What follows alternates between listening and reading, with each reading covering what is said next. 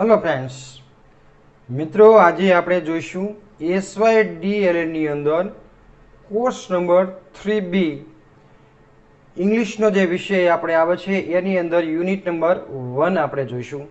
તો મિત્રો સૌનું સ્વાગત છે મારી ચેનલની અંદર। મિત્રો આજે આપણે અંગ્રેજીનો આપણે અભ્યાસક્રમ જોઈશું, પરંતુ આ પહેલા મેં કોર્સ નંબર 1 જે બોધ અને જ્ઞાન છે એનું મેં એક એકમ હું તમને આપી ચૂક્યો છું। મિત્રો આ SYDLA ની અંદર બીજા પણ હું ઘણા બધા વિડીયોઝ તમને આપવાનો છું। તો મિત્રો આજે આપણે જે ચર્ચા કરવાની છે તે કોર્સ નંબર 3B જેનું આપણે નામ છે English pedagogy and content English standard 3 to 8, એટલે કે આપણે અંગ્રેજી જે પદ્ધતિશાસ્ત્ર છે અને એનું વિષય વસ્તુ ધોરણ 3 થી 8 આવું આપણું ટાઇટલ છે।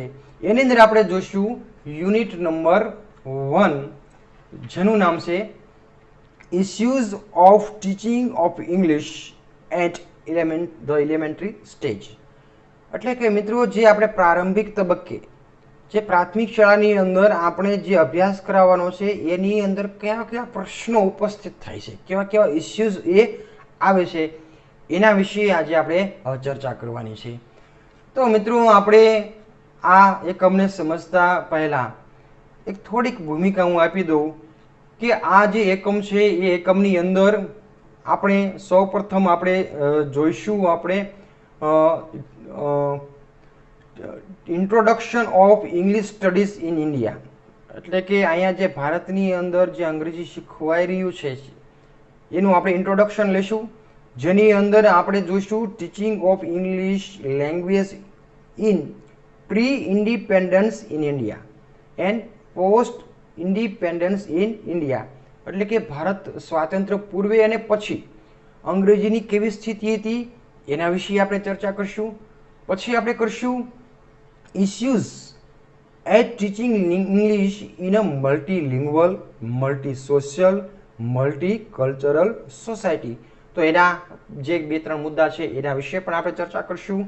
પછી આપણે ચર્ચા કરશું some suggestions to improve English language teaching in a multilingual and multi social multi classroom, એના વિશે પણ આપણે કેટલીક ચર્ચા આપણે કરીશું। તો મિત્રો અહીંયા મેં તમને વાત કરી એમ જે પહેલો જે મુદ્દો છે એ મુદ્દાને આપણે સમજવો અઘરો એટલા માટે પડશે કે અહીંયા જે આપવામાં આવ્યું છે તે અંગ્રેજીનો ઇતિહાસ આપવામાં આવ્યો છે, એટલે કે આપણું જે ભારત સ્વાતંત્ર્ય થયું એ પહેલાં અને પછી, એટલે અંગ્રેજી કઈ રીતે આપણે શીખી રહ્યા છીએ, કઈ રીતે અસ્તિત્વમાં આવ્યું એનો થોડાક આપણે ઇતિહાસ તરફ આપણે જવું પડશે। એટલે અંગ્રેજીનો વિષય છે પરંતુ તમને ઇતિહાસ હું તમને શીખવી રહ્યો છું એવું ઘણું તમને એ લાગશે, કારણ કે એની અંદર એક ઇતિહાસ જ આપણે ભણવાનો છે। તો મિત્રો થોડુંક સમજવું અઘરું પડે, પરંતુ બરાબર આપણે જો કાળજી રાખીશું તો આપણને એ અઘરું પડશે નહીં। તો મિત્રો આપણે સૌપ્રથમ આપણે એની ભૂમિકા આપણે શરૂઆત કરીએ, આપણે ઇન્ટ્રોડક્શન આપણે જોઈએ। તો મિત્રો આપણે જે ભારતની અંદર જે ભાષાઓ બોલાય છે એના કારણે આપણે ભારતને આપણે અનેક વિવિધતાઓ ધરાવતો આપણે એક દેશ રહેલો છે। આમ જોઈએ તો મિત્રો આપણો જે ભારત દેશ છે, જે ભારતીય ઉપખંડ છે, એમની અંદર સેન્સસ 2001 ના પ્રમાણે ભારતની અંદર 122 જેટલી ભાષાઓનું અસ્તિત્વ છે, એટલે કે મિત્રો ભારતની અંદર 122 જેટલી ભાષાઓ આપણે બોલીએ છીએ। આપણે બોલાતી પણ હશે, લખાતી પણ છે, વંચાઈ પણ છે, 122 મિત્ર કેટલી બધી ભાષાઓ એ ભારતની અંદર એ બોલાય છે। એની અંદર આપણે આમ જોઈએ ખાસ તો મુખ્યત્વે જે 5 જે ભાષાઓ છે જેને આપણે ઓળખીએ છીએ લેંગ્વેજ ફેમિલીઝ તરીકે। તો આ લેંગ્વેજ ફેમિલીઝની અંદર જે ભાષાઓ જે આવી રહી છે ભારતની અંદર છે હાલમાં, એને આપણે વર્ગીકૃત કરીએ તો ઇન્ડો આર્યન, દ્રવિડિયન, ઓસ્ટ્રો એશિયોટિક, તિબેટો બર્મન અને સેમિટો હેન્ટિક એવી એ ભાષાની અંદર એ થઈ શકે। તો આવી અનેક અસંખ્ય ભાષા ધરાવતી અથવા લોકબોલી ધરાવતી એ ભાષાઓ રહેલી છે, જેની અસર એ આપણા ભારત ઉપખંડની અંદર આપણને એ જોવા મળે છે. હવે થાય છે શું મિત્રો કે આટલી બધી ભાષાઓ 122 જેટલી ભાષાઓ, 5 જેટલા એના આપણે મુખ્ય ભાષાઓ જે ફેમિલીઝમાં આપણે ઇંગ્લિશ ફેમિલીઝની અંદર આપણે લઈ શકાય. તો આટલા બધા આખા ભારતની અંદર આપણે જોઈએ તો મલ્ટી કલ્ચરલ અને મલ્ટીલિંગ્વલ આપણો ક્લાસ બની રહે તો નવાઈ નથી મિત્રો. એટલે કે આ મલ્ટી કલ્ચરલ જે છે એટલે કે બહુ સંસ્કૃતિ ધરાવતો આપણો દેશ અને બહુ ભાષિતા એટલે કે મલ્ટીલિંગ્વલ. તો અહીંયા જે બહુ ભાષિતા છે ભારતની અંદર એટલે એકથી વધારે ભાષાઓ છે, બહુ સાંસ્કૃતિક ધરાવતો પણ આપણો દેશ રહેલો છે. ત્યારે આપણે આપણા ક્લાસરૂમની અંદર એવું બની શકે કે આપણા ક્લાસરૂમની અંદર જે ક્લાસરૂમની અંદર બાળકો ભણતા હોય, એકથી વધુ ભાષા જાણતા હોય, એકથી વધુ સંસ્કૃતિની અંદર એ આવતા હોય, ત્યારે મિત્રો આપણે જે અંગ્રેજી શીખવાનું છે ત્યારે બરાબર એને ન્યાય આપવાનો છે આપણે. તો અહીંયા આપણે કેટલીક વખત આવું હોવાને કારણે આપણે ન્યાય આપવો એક આપણી માટે એક ચેલેન્જ બની રહે છે, એક પડકાર બની રહે છે. તો મિત્રો આવી રીતે એની આખા જે પાઠની એ ભૂમિકા ટૂંકમાં મેં તમને કહી. સીધા આપણે જોઈએ હવે introduction of English studies in India.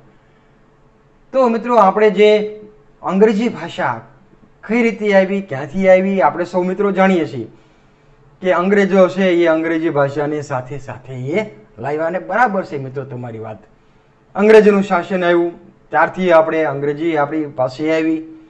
તો આમ જોઈએ તો એનો ઇતિહાસ આપણે જો તપાસીએ તો ઇતિહાસની અંદર જોઈએ તો જે પશ્ચિમના દેશોમાંથી જે પૂર્વમાં જે આવનાર સૌ પ્રથમ જે પ્રજા હતી એ પ્રજા યુરોપિયન હતી. પછી કોણ એવું તો કે બ્રિટિશ પ્રજાના કેટલાક પ્રતિનિધિઓ ભારતની અંદર એ આવ્યા. પરંતુ જે આવ્યા એ બ્રિટિશ લોકો, એનો મુખ્ય હેતુ એ શું હતો એ વખતે માત્ર ને માત્ર એનો બિઝનેસ માટેનો હતો, માત્ર ને માત્ર એ વેપાર કરવાના હેતુ માટે એ આવેલા હતા.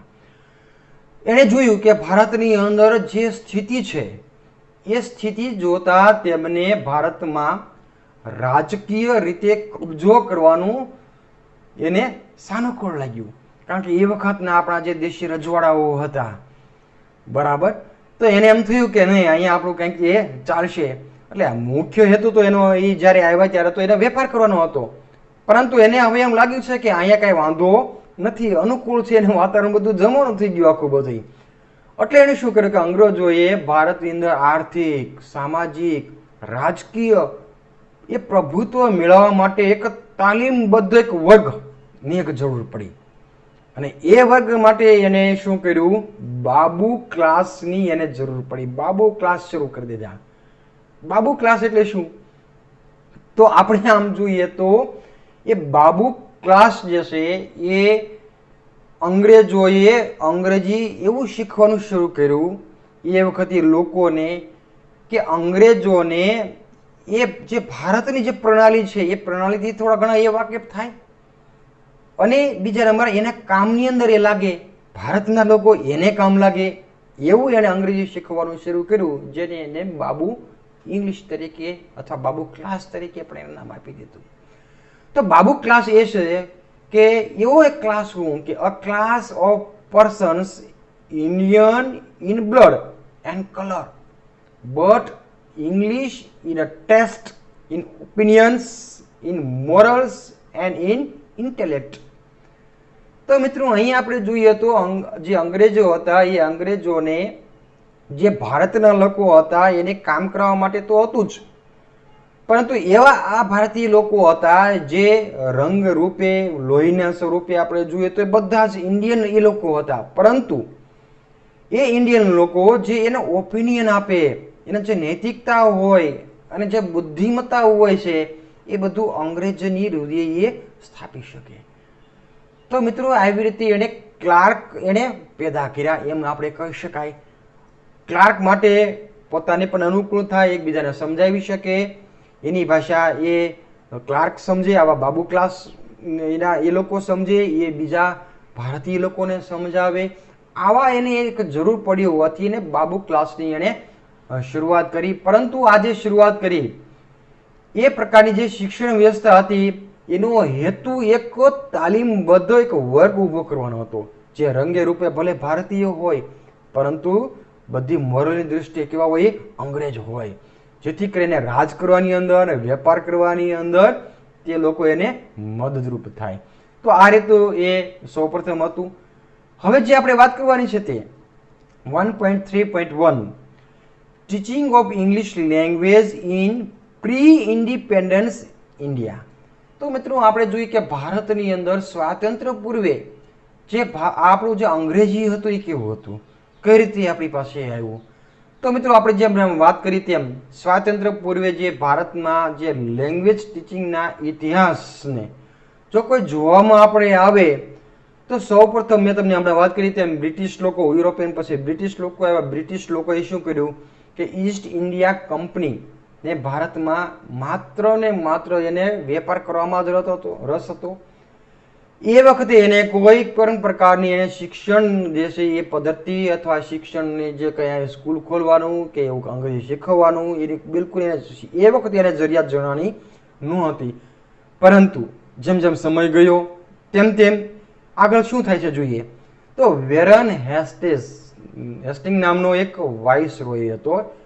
એણે સૌ પ્રથમ એને શું કર્યું, કલકત્તાની અંદર એક મદ્રેસા ખોલવાની એક પરવાનગી આપી અને એ વર્ષ હતું મિત્રો 1781. હવે આગળ જતા શું થાય છે એ 1781 ની અંદર વોરન હેસ્ટિંગ નામના જે વાઇસરોય હતા એણે કલકત્તાની અંદર મદ્રેસા ખોલ્યું. 1800 ની અંદર લોર્ડ વેલેસ્લીએ ફોર્ટ વિલિયમ કોલેજની સ્થાપના કરી નાખી. એણે 1781 ની અંદર મદ્રેસા અને 1800 ની અંદર ફોર્ટ વિલિયમ કોલેજની સ્થાપના થઈ. અને એ વખતે જે સ્થાપના થઈ એનો હેતુ એવો હતો કે કંપનીના જે એના જે કર્મચારીઓને ભારતીય ભાષા, એના રિવાજો વિશે એને માહિતગીર થવાનો હતો.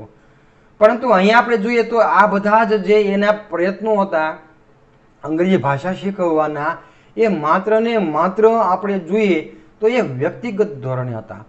એને કોઈ સામાજિક કે કોઈ રાજકીય એવું કોઈ પણ પ્રકારનું ત્યાં પીઠબળ હતું નહીં.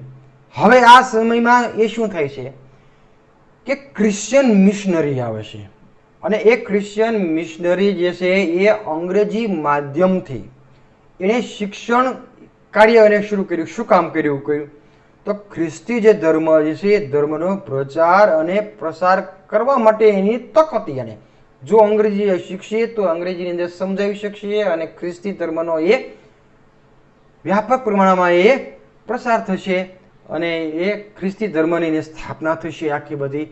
તો આવી રીતે મોટા ભાગના ધ્યેયો એવા એ ક્રિશ્ચિયન મિશનરી ના હતા અને લગભગ એવો તેઓ મોટા ભાગે સફળ પણ થયા હતા. અને સફળ થવાનું કારણ પણ એક જુદું હતું મિત્રો.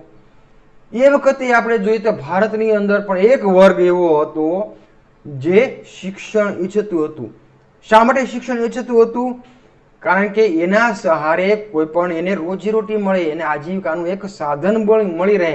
તો આજીવિકાનું સાધન મેળવવા માટે, રોજીરોટી મેળવવા માટે એને આ ક્રિશ્ચિયન મિશનરીની જે સંસ્થાઓ હતી એ સંસ્થાની અંદર ધર્મ પ્રચારની અંદર પણ જોડાયા, સાથે સાથે અંગ્રેજી શીખવાનું પણ એણે શરૂ કર્યું. તો આ રીતે મિત્રો અંગ્રેજી શીખવાનો એ પાયો એ વખતે નખાઈ ગયો, મદ્રેસા નખાઈ ગઈ, કોલેજ આવી ગઈ અને એની અંદર પાછું આ વધુ તાપ કોણે કર્યો? ક્રિશ્ચિયન મિશનરીએ. તો આવી રીતે મિત્રો આપણા ભારતના લોકો પણ ઈચ્છતા હતા કે આપણે શિક્ષણ મેળવીએ, રોજીરોટી મેળવીએ. તો હેતુસર ભારતના લોકો પણ એની અંદર એ કેટલાક લોકો એ જોડાવાનું એમાં શરૂ કર્યું. હવે આ ઉપરોક્ત જે હેતુ હતો એ હેતુને આમ જોઈએ તો 1813 ની અંદર બ્રિટિશ પાર્લામેન્ટ દ્વારા એક મુસદ્દો તૈયાર કરવામાં આવ્યો. મિત્રો આ થોડીક સાલવારી તમારી યાદ રાખવી પડશે, એટલે મેં તમને કહ્યું કે આ થોડુંક ઇતિહાસ હું ભણાવતો હોઈશ એવું લાગે. ઇતિહાસ ક્યારેય ભણાવ્યું નથી, પરંતુ અંગ્રેજીના સ્વરૂપે તમને ભણાવી રહ્યો છું. હવે આ 1813 ની અંદર જે બ્રિટિશ પાર્લામેન્ટની અંદર એક મુસદ્દો તૈયાર કરવામાં આવ્યો. એ મુસદ્દાની અંદર એક નક્કી કરવામાં આવ્યું શું કે પ્રત્યેક વર્ષે એટલે કે દર વર્ષે લગભગ 1 લાખ પુસ્તકોના પ્રકાશન અને શિક્ષણ પાછળ ખર્ચ કરવાનું આયોજન કર્યું. ત્યારે 1813 ની અંદર 1 લાખ રૂપિયા એ વખતના એ મિત્રો 1813 ના 1 લાખ રૂપિયા. હેતુ એને સારો લાગ્યો. આપણને અત્યારે એવું લાગે કે આટલા બધા પૈસા જે છે નાણાકીય વ્યવસ્થા શિક્ષણ પાછળ એને કરી, પુસ્તકોના પ્રકાશન માટે પણ એને કર્યું. પરંતુ હવે સમસ્યા એ વખતે એવી ઊભી થઈ કે આ જે ભંડોળ 1 લાખ રૂપિયાનું જેણે કર્યું, આપ્યું, બજેટ આપ્યું, એના ઉપયોગની અંદર વાત તો કરી, શિક્ષણની, પુસ્તકોની વાત કરી, પરંતુ કઈ ભાષાના પુસ્તકો? ઇન્ડિયન લેંગ્વેજની અંદર આપણે કરીએ, સંસ્કૃતની અંદર કરીએ, ઉર્દુની અંદર કરીએ, પ્રાકૃત ભાષાની અંદર કરીએ કે અંગ્રેજીની અંદર, આવું કોઈ પણ જે છે એ કંઈ એમાં હતું નહીં, લખેલું નહીં કે વિજ્ઞાન ટેકનોલોજી કાંઈ પણ હતું નહીં. એટલે એ જે રકમ હતી એ વપરાયા વગર આમનામ રહી ગઈ. કોની પાછળ ખર્ચ કરવો એવું કાંઈ નક્કી કરવામાં આવ્યું ન હતું. એટલે 1 લાખ રૂપિયા એ મેં તમને વાત કરી 1813 ની અંદર જે નક્કી થયું, પણ એક પણ પૈસો એની અંદર વપરાયો નહીં. પરંતુ 1835 ની અંદર જે મિત્રો જે કઈ ફેરફાર થઈ રહ્યા છે, ઇતિહાસ આજે પણ એને યાદ કરે છે. અને એ જે વ્યક્તિ આવ્યો તે હતો લોર્ડ મેકોલો. આ મેકોલો જ્યારે આવ્યો 1835 ની અંદર, ત્યારે અંગ્રેજી ભાષાને વહીવટી, શિક્ષણ અને પ્રગતિશીલ ભાષા તરીકે એને માન્યતા આપી દીધી. અને સાથે સાથે એવું પણ નક્કી કરવામાં આવ્યું કે આપણા જે પૈસા છે, જે 1 લાખ રૂપિયા છે, જે સરકારી જે ભંડોળ છે, એ ભંડોળમાંથી 1 પણ રૂપિયો ભારતની જે કોઈ પણ જે પ્રકારની ભાષાઓ છે એનું જે સાહિત્યની અંદર કે શિક્ષણ પાછળ ખર્ચ નથી કરવો, પરંતુ એનો ખર્ચ આ જે છે ભંડોળ એ માત્ર ને માત્ર અંગ્રેજી ભાષાનો પ્રસાર મૂળ ભારતીય લોકો માટે કરવાનો છે. આપણે લોર્ડ મેકોલોને મિત્રો બહુ યાદ કરીએ છીએ. એનો જે શિક્ષણ પદ્ધતિ જે આપણી પર જે ઠોકી બેસાડી છે ખોટી, તો આ જે છે ને પાયામાં એનો પહેલો વેગ એને એમ મળ્યો કે 1 લાખ રૂપિયાનું ભંડોળ જે 1813 ની અંદર વપરાયા વગરનું હતું, એક ધડાકે એને વાપરવાનું શરૂ કર્યું. અને ક્યાં વાપરવાનું શરૂ કર્યું? કોઈ પણ ભારતની ભાષા પર નહીં, એના સાહિત્ય પર નહીં, પરંતુ એને શું કર્યું? અંગ્રેજી ભાષાનું એને જે છે પ્રસાર કરવા માટે, અને એ પણ કોના માટે? ભારતીય લોકો માટે એને વાપરવાનું એને શરૂ કર્યું. તો આપણે કહીએ કે અંગ્રેજો મુક્ત થઈ ગયા છે, અંગ્રેજી ભાષા એ શરૂઆત એને અહીંથી મિત્ર કરી. ત્યારબાદ તો મિત્રો ઘણી બધી સંખ્યાઓની અંદર કોલેજો, સ્કૂલો અંગ્રેજી ભાષાનો પ્રચાર માધ્યમ માટે એને ખોલી આપી. આમ જોઈએ તો 1857 ની અંદર કલકત્તા, મુંબઈ અને મદ્રાસ એ જ શહેરોની અંદર વિશ્વવિદ્યાલયની સ્થાપના કરી, એટલે કે યુનિવર્સિટીની સ્થાપના એ થઈ. ટૂંકમાં શિક્ષણ કાર્ય હવે એ શરૂ થઈ ગયું, ને શરૂ કરનાર મેં તમને કીધું લોર્ડ મેકોલો હતો. તો આવી રીતે મિત્રો આપણે જોઈએ તો આઝાદી જે પહેલા એણે જે આપણે અંગ્રેજીની જે શરૂઆત થઈ એ 1853 માંથી આવતા લોર્ડ મેકોલો આવતા એને ખૂબ જ વેગ મળ્યો, અને યુનિવર્સિટીની પણ એને સ્થાપના એને ક્યાં કરી? મુંબઈની અંદર કરી, કલકત્તાની અંદર કરી અને મદ્રાસની અંદર કરી. હવે આપણે જોઈએ મિત્રો પછીનો જે પોઈન્ટ છે 1.3.2, teaching of English language in post independence India, એટલે કે સ્વાતંત્ર્ય પછી ભારતની અંદર શિક્ષણ, અંગ્રેજી શિક્ષણ કઈ રીતે આવ્યું છે એને આપણે જોઈ લઈએ. આપણે તો મિત્રો આપણે જોઈએ તો હવે સ્વાતંત્ર્ય પછીનો સમયગાળો છે, એટલે કે 1947 ની અંદર આપણે ભારત આઝાદ થયો, અંગ્રેજોના જે શાસનમાંથી, એના હુકુમતમાંથી આપણે મુક્ત થયા. અને 1949માં ભારતમાં સૌ પ્રથમ શિક્ષણ પંચની રચના કરવામાં આવી, જેને આપણે ઓળખીએ છીએ યુનિવર્સિટી એજ્યુકેશન કમિશન, કે પછી એ ડોક્ટર એસ રાધાકૃષ્ણ કમિશન તરીકે એને ઓળખવામાં આવશે. ક્યારે એનું થયું? 1949 ની અંદર. ત્યારબાદ આપણે જોઈએ તો 1951 ની અંદર પ્રાથમિક શિક્ષણ સમિતિ અને ઈસવીસન 1952માં સેકન્ડરી એજ્યુકેશન કમિશનની એ રચના કરવામાં આવી. તો મિત્રો જ્યાં સુધી ભાષાકીય શિક્ષણ આયોજનને લાગે વળગે છે ત્યાં સુધી ભારતમાં તે લગભગ 1960ના સમયમાં સ્વતંત્રતા મેળવવાના એકાદ દાયકા પછી સામાન્ય જનસમાજમાં અંગ્રેજી, હિન્દી સંબંધિત ભાષાઓના વ્યવહારિક સ્થાને કોઈ પણ સ્પષ્ટતા નહોતી. અંગ્રેજી રાખવું, હિન્દી રાખવું, કઈ ભાષા રાખવી, કોઈ પણ પ્રકારની હજી સ્પષ્ટતા આપણી પાસે ન હતી. એની અંદર બધા લોકોની અંદર પણ મનમાં શંકા કુશંકાઓ હતી. કોઈ પણ સરકારી દસ્તાવેજની અંદર પણ કાંઈ સ્પષ્ટ કહેવામાં ન આવ્યું હતું કે ભાષાને કઈ ભાષાને આપણે રાજકીય દરજ્જો આપવો, કઈ ભાષાને આપણે વહીવટી ભાષાનો દરજ્જો આપવો, કઈ ભાષાને આપણે માધ્યમ તરીકે આપણે સ્વીકારવું. એવો બહુ ઝાઝો કોઈ એવો કંઈ ઉલ્લેખ એવો સ્પષ્ટ ન હતો, જેના કારણે દક્ષિણની અંદર, સાઉથની અંદર, જ્યાં ભારતમાં જ્યાં હિન્દી ભાષા હતી બોલાતી થોડી ઘણી, એના એ વિરોધ થવા માંડ્યા, તોફાનો પણ થયા મિત્રો.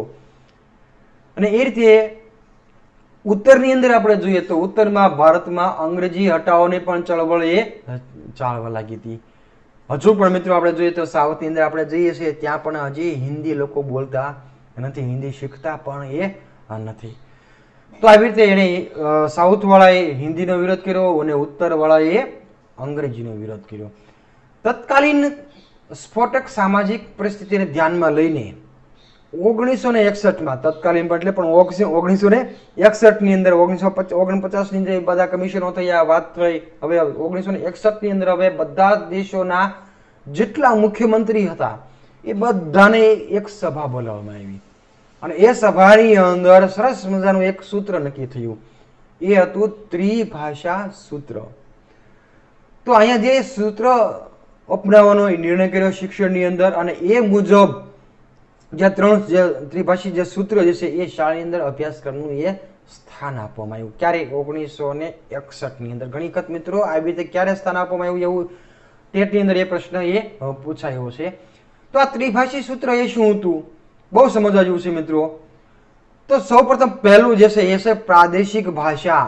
જ્યારે પ્રાદેશિક ભાષા અને માતૃભાષા અલગ અલગ હોય તેને પ્રથમ ભાષાનો દરજ્જો આપવામાં આવ્યો. પ્રાદેશિક ભાષા એટલે કે દાખલા તરીકે આપણે જોઈએ તો ગુજરાતની અંદર આપણે ગુજરાતી એ ભાષા, તો ગુજરાતી ભાષા પ્રથમ ભાષાનો એ દરજ્જો એટલે કે ફર્સ્ટ લેંગ્વેજ તરીકે સ્વીકારવી. તો મિત્રો આ એક પહેલું એક સૂત્ર થયું. બીજું સૂત્રની અંદર એમ કહેવું છે કે હિન્દી ભાષી વિસ્તારોમાં હિન્દી અથવા બીજી કોઈ પણ ભારતીય ભાષા, હિન્દી ભાષા જ્યાં બોલાય છે ત્યાં હિન્દી અથવા કોઈ પણ બીજી ભારતીય ભાષા, એ બીજું સૂત્ર થયું. ત્રીજું જે સૂત્ર જે છે તે અંગ્રેજી અથવા અન્ય કોઈ પણ યુરોપિયન ભાષા. તો મિત્રો આવી રીતે થયું. માતૃભાષા થઈ, હિન્દી ભાષા થઈ અને થર્ડ લેંગ્વેજ તરીકે આપણે કયું શીખવાડ્યું? આપણે અંગ્રેજીને શીખવાડ્યું. મિત્રો આ વાત હતી 1961ની અંદર. હમણાં સુધી આ જળવાયું હતું અને થોડા સમય પહેલા આપણે અંગ્રેજીને પણ આપણે સેકન્ડ લેંગ્વેજ તરીકે કરી નાખી છે મિત્રો. અત્યારે મિત્રો જ્યારે આપણું નવું જે શિક્ષણ નીતિ આવી રહી છે તેની અંદર માતૃભાષાનો જે છે સારો એવો ઉલ્લેખ થયો છે. માતૃભાષા આપણે ભણીશું, પરંતુ અંગ્રેજીનો ક્રેઝ ખૂબ જ રહ્યો છે મિત્રો. અંગ્રેજી ભાષા બરાબર છે, સારી છે, એમાં કોઈ ના નથી, પરંતુ બાળકને આપણે માતૃભાષામાં પ્રાથમિક શાળા તો હોવું જ જોઈએ, હું સ્પષ્ટ એ માનું છું. તો મિત્રો આવી રીતે ત્રિભાષીય સૂત્ર થયું. આ બધું સમાન દરજ્જો આપવાની એ વાત પૂરતો સીમિત ન હતો, પરંતુ આમાં એવું હતું કે બીજા મુખ્ય હેતુ એ જુદી જુદી એટલે કે વિવિધ ભાષાઓ જે છે શીખવવાના અને એના જે ભારણને હળવો કરવાનો પણ એમાં એક હેતુ હતો. રાષ્ટ્રીય ભાવના જે છે એને મજબૂત બનાવવાનો એક હેતુ હતો. તો આવી રીતે મિત્રો જ્યાં હિન્દી હતું એ હિન્દી ભાષી વિદ્યાર્થીઓને અન્ય ભારતીય ભાષા શીખવાના ગમા અણગમા દક્ષિણ ભારતીય રાજ્યોમાં હિન્દી ભાષાનો પણ સખ્ત વિરોધને કારણે આ જે ત્રિભાષા જે સૂત્ર આપવામાં આવ્યું એ બહુ અસરકારક નીવડ્યું નહીં. આમ છતાં કોઠારી કમિશન, આ બધા કમિશનો મિત્રો બહુ યાદ રાખજો તમે સાલવારે. 1966ની અંદર આવ્યું એ કોઠારી કમિશન, જ્યાં હિન્દી અને અંગ્રેજી જોડતી ભાષાને તરીકે ઉપયોગ ચાલુ રાખવાની એક ભલામણ કરવામાં આવી. અહીંયા એક પણ વાત એક નોંધનીય પણ છે કે 50 અને 60ના દાયકાની અંદર પરદેશી સંસ્થાઓ નિષ્ણાંતો અને સિદ્ધાંતો પર આધાર રાખનારી એક બિન અસરકારક કે અનિચ્છનીય એક પ્રથા ચાલુ થઈ. આ પ્રથા અંતર્ગત એક અભ્યાસ માળખું કે જે લંડન સ્કૂલ દ્વારા તૈયાર કરવામાં આવ્યું હતું તે ભારતમાં અપનાવવામાં આવ્યું અને ઈસવીસન 1952માં તે મદ્રાસ ઇંગ્લિશ લેંગ્વેજ ટીચિંગ એટલે કે EMELT અભિયાન હેઠળ અભ્યાસક્રમમાં દાખલ કરવામાં આવ્યું. તે જ રીતે ઈસવીસન 1954માં બ્રિટિશ કાઉન્સિલના સહયોગથી અલ્હાબાદમાં ઇંગ્લિશ લેંગ્વેજ ટીચિંગ ઇન્સ્ટિટ્યૂટ, જેની ટૂંકાક્ષરી તરીકે આપણે ઓળખીએ છીએ ELTI, એની શરૂઆત કરવામાં આવી. 1966માં કોઠારી કમિશનનો રિપોર્ટ આવ્યા બાદ ભારતમાં પ્રથમવાર શિક્ષણ વિષયક નીતિ ઘડવામાં આવી.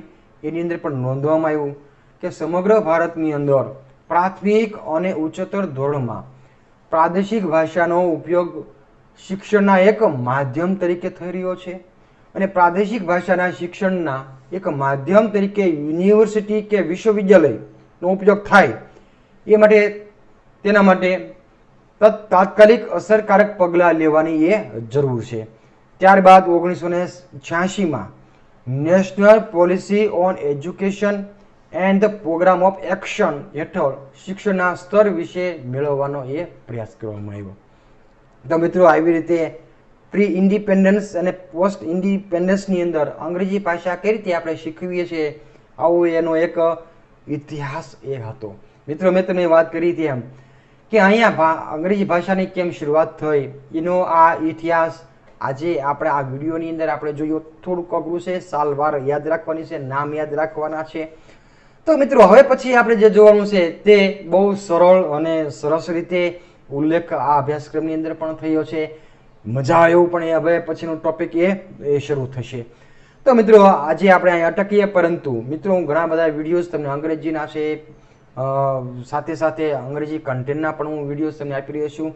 સાથે સાથે જે તમારી ટેટ 1 કે 2 લેવાય છે એના પણ અંગ્રેજીના મનોવિજ્ઞાનના પણ વિડીયો હું આપવાનો છું. બીજા મનોવિજ્ઞાન સિવાય વિજ્ઞાન અને કલાના એ બધાનો વિડીયો તમને આપવાનો છું. તો મિત્રો, ચેનલ સાથે જોડાઈ રહેજો. જો અત્યાર સુધી તમે મારી ચેનલને સબસ્ક્રાઈબ ન કરી હોય તો એ પણ કરી રહેજો. મિત્રો, મળશું એક નવા વિડીયામાં નવા મુદ્દા સાથે. ત્યાં સુધી સૌને જય જગત.